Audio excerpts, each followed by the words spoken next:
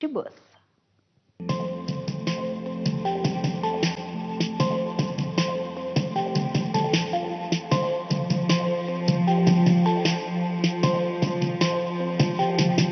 ही बस आता पुण्याची नवी ओळख बनणार आहे.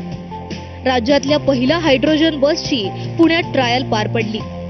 औंधमधल्या मेडा म्हणजेच महाराष्ट्र ऊर्जा विकास अभिकरण कार्यालय ते सावित्रीबाई फुले पुणे विद्यापीठ आणि पुन्हा मेडा अशी ही ट्रायल रन घेण्यात आली. येत्या काही दिवसात याच मार्गावर आणखी 7 ट्रायल रन घेण्यात येणार आहेत. ही ट्रायल मेडा, PMPML, IOCL आणि टाटा मोटर्स यांच्या संयुक्त विद्यमानं पार पडली. ट्रायल रन यशस्वी झाल्यानंतर बस खरेदीचा प्रस्ताव सादर केला जाईल आणि त्याला मंजुरी मिळताच नव्या कोऱ्या हायड्रोजन बस पुणेकरांच्या सेवेत दाखल होतील. सर, मार्ग कोणकोणते असेल? मार्ग आपण 7 निवडलेले आहेत. त्याच्यामध्ये निगडी ते भोसरी, निगडी ते चिंचवड, जे असे शॉर्ट त्याच्यामध्ये किलोमीटरमध्ये 7 मार्ग त्याच्यामध्ये. ओके. आगामी काळात किती बस आणायचं नियोजन? आता याच्यामध्ये ही ट्रायल रन जर यशस्वी झाली आणि ट्रायल रन मध्ये आपल्याला रिझल्ट चांगले मिळाले तर मग बोर्ड ऑफ डायरेक्टरचं PMPLचं बोर्ड ऑफ डायरेक्टर पुढे हा विषय ठेवू आणि मग त्याच्यावर निर्णय घेऊ.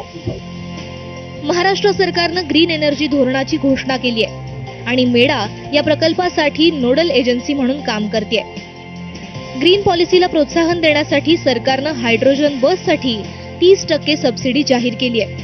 टाटा मोटर्सच्या माध्यमातून या बस तयार केल्या जात आहेत. सध्याची ही बस जी आहे ती टाटा मोटर्स पुणे यांनी बनवलेली आहे आणि पुण्यामध्ये आपण ही ट्रायल घेतोय. टाटा मोटर्स आपल्याला यामध्ये चांगलं सहकार्य मिळालेलं आहे. अंदाजे काय प्राइस असेल या बसची? या बसची प्राइस 3.5 कोटी रुपये आहे. परंतु मी सांगितल्याप्रमाणे गव्हर्नमेंटच्या अनुदानामुळे आता ही बस कॉर्पोरेशनला 2 कोटीमध्ये उपलब्ध होणार आहे. गव्हर्नमेंटचं 1 कोटी जवळपास अनुदान मिळणार आहे आणि भविष्यामध्ये आता सुरुवात असल्यामुळे आपल्याला माहिती आहे की सोलर एनर्जीची कॉस्ट पण सुरुवातीला खूप होती, परंतु जसं त्याचं डेव्हलपमेंट होत गेली तशी कॉस्ट कमी येणार आहे. तर आपण अपेक्षा करतो की येत्या 3 वर्षांमध्ये ही कॉस्ट कमी येईल. एका हायड्रोजन बसची किंमत अंदाजे 2.5 ते 3 कोटी रुपये आहे. शासनाच्या अनुदानामुळे ही बस जवळपास 3 कोटी रुपयात मिळणार आहे. जवळपास 1 कोटी रुपयांपर्यंत सबसिडी मिळणार आहे. या बसमुळे शून्य वायू प्रदूषण होईल. पेट्रोल आणि डिझेल आयातीवरील खर्चात मोठी बचत होईल. 35 आसन आणि 10 उभे लोक इतकी या बसची प्रवासी क्षमता आहे. ताशी 70 किलोमीटर इतक्या वेगानं ही बस चालू शकेल. 1 किलो इंधनात ही बस 11 किलोमीटरचा प्रवास करेल. तर 70 किलो इंधनामध्ये 250 किलोमीटर इतकं मायलेज या बसचं असेल. पुणेकरांसमोर उभी ठाकलेली सर्वात मोठी समस्या म्हणजे वाहतूक कोंडी. दुचाकी आणि 4चाकी वाहनांच्या वाढत्या संख्येमुळे रस्ते गजबजलेत. पुण्यातील वाहतूक व्यवस्था सुरळीत करण्यासाठी प्रशासन अनेक प्रयत्न करतंय. कधी BRT मार्ग, कधी डबल डेकर बस आणि आता हायड्रोजन बसची ट्रायल.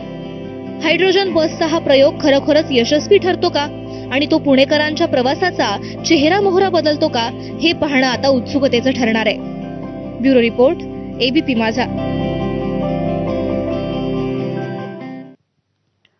पुण्यामध्ये भटक्या कुत्र्यांचा मोठा प्रश्न निर्माण झालाय. मात्र हा प्रश्न सोडवण्यासाठी आता पुणे महानगरपालिकेनं एक अफलातून असा उपाय देखील शोधला.